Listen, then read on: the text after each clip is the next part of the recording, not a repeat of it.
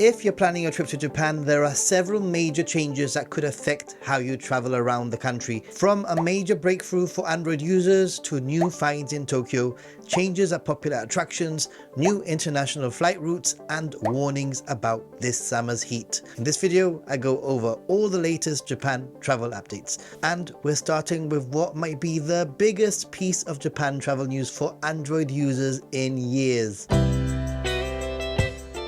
For years, one of the most frustrating parts of visiting Japan with an Android phone was Suica. If you had an iPhone, life was easy. You could simply load money onto the digital Suica on your phone and use it for trains, buses, vending machines, convenience stores, and pretty much everything else. But Android users outside Japan were largely left out. And you know what? You've got no idea the amount of comments this annoyance has caused. For years, I've bragged about digital Suica as an iPhone user, but that now appears to finally be changing because Samsung and JR East have officially announced a partnership that aims to bring Welcome Suica Mobile to overseas Samsung Galaxy smartphones in the first half of 2027. If it happens as planned, visitors will be able to arrive in Japan and immediately start using trains, buses, and stores using Samsung phones purchased overseas. Now, before everyone rushes out to buy a new phone, there are still quite a few unknowns. The announcement specifically refers to Samsung Galaxy devices released overseas and planned support beginning in the first half of 2027. It seems to point to the newer 2027 models, but it is unclear whether older devices will be supported. Fingers crossed they will. Regardless of all those details, this is potentially huge news. One of the last major differences between Android and iPhone experience in Japan could finally disappear. So whilst it's not arriving immediately, it's definitely one of the biggest developments worth keeping an eye on, and I'm here to keep you updated. Actually, I'm gonna ask you to do me a favor. A large majority of you watch my content because YouTube recommends it, but you are not subscribed. Subscribing is free and it makes a huge difference to the health of the channel. So if you're getting something useful from my content, turn on the notifications to all, because this way you shouldn't miss any future videos. Now, let's move on to something that could affect almost every tourist visiting Tokyo right now. Because if you've ever visited Japan, you've probably heard or you already know the advice of carry your trash with you. For years, that system mostly worked, but some continued to litter. And Shibuya, which is one of Tokyo's most popular areas, has decided enough is enough. Already starting this June, littering in Shibuya can result on an on-the-spot fine of 2,000 yen, which is around 12 to 15 US dollars depending on exchange rates. The ward has even introduced a really cool campaign slogan: if you throw trash, you lose cash. Officials say that the increase in visitors and foot traffic has created a growing litter problem, and that the old system of simply asking people to behave responsibly is no longer working. This is actually a pretty interesting change because for years, Japan has relied more on social pressure than financial penalties. This is quite a big Japan change. And speaking of tourism, for the first time in a while, Japan has actually seen a slowdown.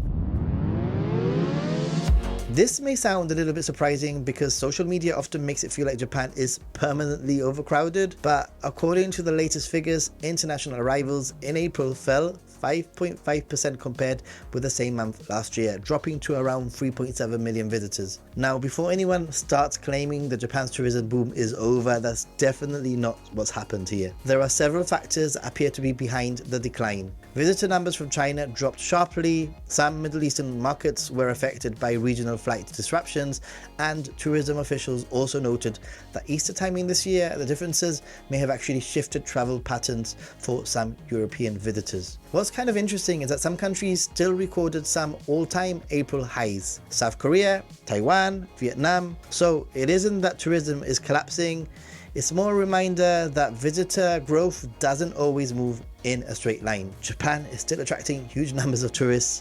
The story is just becoming more complicated than every month there's another record set. So if you've been watching me for a while, then you might know that one of my favorite prefectures is Hokkaido. I actually recently posted an easy itinerary for anyone interested in visiting. But the great news is that if you're planning a trip to Hokkaido, United Airlines is launching a direct flight between San Francisco and Sapporo this winter. And what's really particularly interesting about this route is that it's become the first non-stop service between the United States and Sapporo. For Hokkaido fans, this is a huge deal because until now, most travelers from the United States heading to Sapporo have had to connect through Tokyo or another Asian hub. Direct access should make skiing holidays, snow festivals, and just getting to Hokkaido so much easier. Some more flight news that might reach more potential travelers. Qatar Airways is also expanding its Japan network. The airline has announced the return of the Tokyo Haneda services from July. And this is a good news, I think, for everyone. And that is that more routes generally means more competition, and more competition usually means more opportunities to find decent fares, right? And here's another important change for those doubting the Japan has changed title, because I think that there are actually quite a few changes in this update. Visitors to Hiroshima need to know about this one, because the Hiroshima Peace Memorial Museum is changing towards a reservation-based system. If you've visited before, you know that this is one of Japan's most important and emotionally powerful museums. Totally recommend that you visit. Visitor numbers have grown significantly over recent years and they've tried all sorts of things. But the reservation system is intended to help manage demand and reduce congestion. The important takeaway is simple. If Hiroshima is on your itinerary, don't assume that you can just walk up and enter. Check reservation requirements before your trip and book ahead if necessary. This is exactly the sort of change that can catch travelers by surprise, because many people still plan their Hiroshima visits based on information from older guidebooks or videos. All right, a very serious question. Exando or Famichiki? Which one? Let's talk convenience stores, because Lawson seems to be making two very interesting moves at the same time.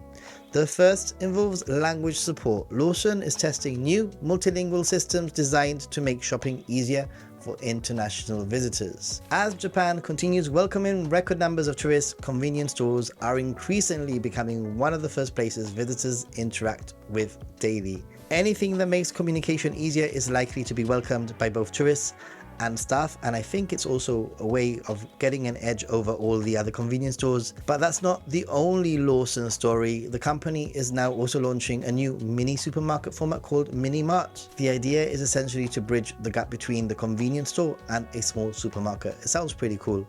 Think more groceries, more everyday shopping options, and potentially more flexibility for local communities or those on a budget, I guess. It's another example of how Japan's retail landscape continues evolving, even in a sector that already feels incredibly convenient compared to many other countries, right? I often get the should I travel in the summer, and everyone who's followed me knows that I travel Japan extensively in the summer months and I've learned to love it. I emphasize I've learned to love it because it has its pros and it has its cons. But if you're visiting Japan this summer, this is probably the most practical update in today's video. Expect heat, a lot of heat. Meteorologists are warning that Japan could experience another extremely hot summer. And if you've come from a cooler climate, it's very easy to underestimate how intense a Japanese summer can feel. My advice remains exactly as always: carry water, stay hydrated, use cooling products, take breaks indoors, don't try to power through the hottest part of the day, and if you're planning a packed sightseeing schedule, consider starting earlier in the morning and slowing down during the afternoon. Every summer, there are tourists who arrive expecting normal holiday weather and discover very quickly that Japan in July and August is operating on a completely different level. So let me know in the comments which of these stories affect your upcoming trip the most, and if you're planning to visit Japan soon, make sure that you're subscribed because things are changing faster than ever, and I have a great video to help you plan your trip you should check out. It's about what I call the 70-30 rule of planning, and it could revolutionize your trip. So click on the video on your screen right now.